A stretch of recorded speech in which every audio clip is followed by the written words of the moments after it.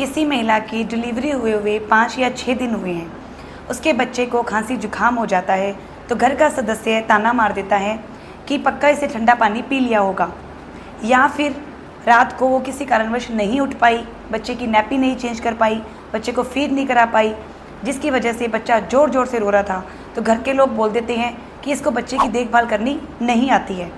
ये देखने में बातें बहुत छोटी छोटी है, लेकिन इसका उस महिला के मेंटल हेल्थ पे बहुत ज़्यादा फ़र्क पड़ता है। इसी को कहते हैं पोस्टपार्टम ब्लू। तो नमस्कार, मैं doctor Sonia Gupta, working as obstetrician and gynaecologist, Jain Medicity hospital, Rajasthan, Bikaner से।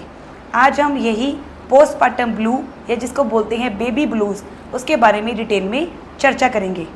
तो सबसे पहले पोस्टपार्टम ब्लू को कैसे पहचानें। ज़्यादातर महिलाएं जिनका बच्चा फर्स्ट टाइम होता है, जो फर्स्ट टाइम मदर्स बनती हैं, उनको ये पोस्टपार्टम ब्लू के लक्षण दिखाई देते हैं। ये लक्षण डिलीवरी के 2 या 3 दिन के बाद आते हैं। इन लक्षणों में ये होता है कि वो जो महिला होती है ऐसे उदास रहती हैं, बिल्कुल खुश नहीं रहती, किसी भी बात पे रोने लग जाती हैं, चिड़चिड़ी सी रहती हैं, और वो अच्छे से खाना नहीं खाती हैं, बेबी को अच्छे से फीड नहीं करा पाती है, उसका ध्यान ऐसे एक जगह केंद्रित नहीं रह पाता है। इस तरह के सिम्टम्स दिखाई देते हैं जो 2-3 दिन के बाद आते हैं। ज़्यादातर ये जो लक्षण होते हैं ये 10-15 दिन के बाद चले जाते हैं। और इनका क्या कारण है? कारणों में देखिए तो सबसे पहला कारण है डिलीवरी के बाद जो हार्मोन्स होते हैं वो अचानक से डाउन आ जाते हैं। कुछ हार्मोन्स जो प्रेगनेंसी में उनकी इतनी पीक आ गई थी वो एकदम से लो चले जाते हैं, जिसकी वजह से ये सारे मूड स्विंग्स आना शुरू हो जाता है। दूसरा फैक्टर है नींद का ना पूरा होना, क्योंकि वो सारी सारी रात जगती हैं, बच्चे को फीड कराती है, उसकी नैपी चेंज करती है, तो वो चैन से सो नहीं पाती है, नींद पूरी नहीं हो पाती है। इसकी वजह से वो दिन में चिड़चिड़ी सी रहती है। तीसरा फैक्टर होता है कि शारीरिक स्ट्रेस के अलावा उनको मेंटल स्ट्रेस भी होता है, क्योंकि डिलीवरी के बाद एकदम वो थकी हुई होती है, बहुत ज़्यादा उसको फिजिकल स्ट्रेस झेलना पड़ता है। ये भी एक फैक्टर होता है। और चौथा फैक्टर होता है कि क्योंकि वो फर्स्ट टाइम मदर बनी है, तो वो अपने बेबी को लेके बहुत एंशियस रहती है कि बेबी की परवरिश कैसे करेगी। उसको समझ में नहीं आता कि बच्चा क्यों रो रहा है, उसको कैसे चुप कराए। तो ये सब बातें उसके दिमाग में घूमती हैं और ये सारे मल्टीपल फैक्टर इकट्ठे हो जाते हैं और पोस्टपार्टम ब्लू का कारण बन जाते हैं। पोस्टपार्टम ब्लू को कैसे दूर किया जा सकता है? सबसे पहला फैक्टर है मोरल सपोर्ट। हस्बैंड, सास, ननंद, सबकी मोरल ड्यूटी बनती है कि जो महिला नई नई माँ बनी है उसको सपोर्ट करें, उसको बहुत प्यार से रखें। अब जैसे ननंद बोले कि भाभी मैं 1 घंटा आपके बच्चे को रख लेती हूँ और आप रेस्ट कर लो, इस तरह के वर्ड्स उसको बोलें, बच्चे को आप रखें ताकि उसकी नींद पूरी हो सके, उसको एडिक्वेटली रेस्ट मिल सके। दूसरा, उसका अच्छे से खाने पीने का आप ध्यान रखें। खाने में हरी सब्जियाँ, फल, फ्रूट, ड्राई फ्रूट्स, और थोड़ी थोड़ी देर में उसको खाने को देते रहें ताकि वो अच्छे से बेबी को फीड भी करा सकें और उसमें किसी भी पोषक तत्व की कमी भी ना हो। तीसरा, वो अपने लिए 1 घंटा, आधे घंटा का टाइम निकाले जिसमें कोई उसकी हॉबी है, जैसे कि किताब पढ़ना या फिर कोई डायरी का 1 या 2 पन्ना लिखना, तो वो ये सब करे और उसको टाइम भी दे कि वो ये सब कर सके।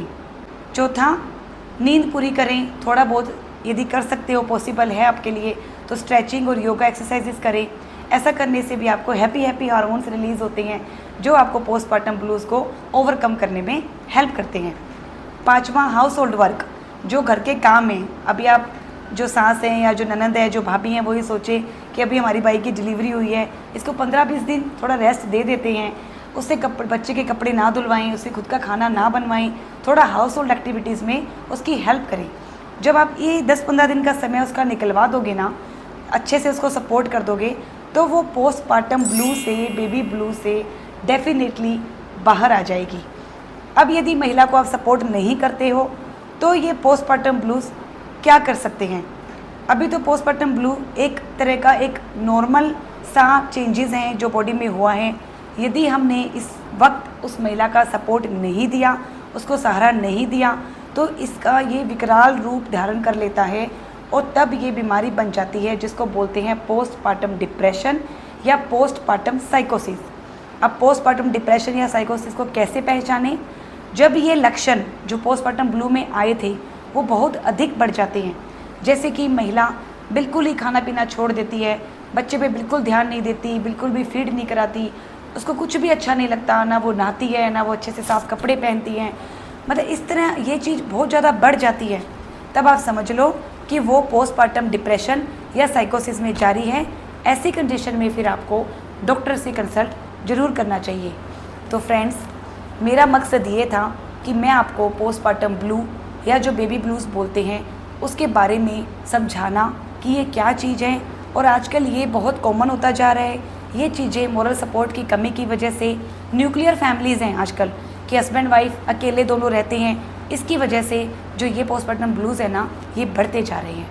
तो मैं आशा करती हूँ कि आपको मेरी वीडियो ज़रूर पसंद आई होगी। तो प्लीज़ फ्रेंड्स, आप इसको शेयर करना ना भूलें और ऐसे ही मेरा चैनल सब्सक्राइब करते रहें और मुझे फॉलो करते रहें। धन्यवाद।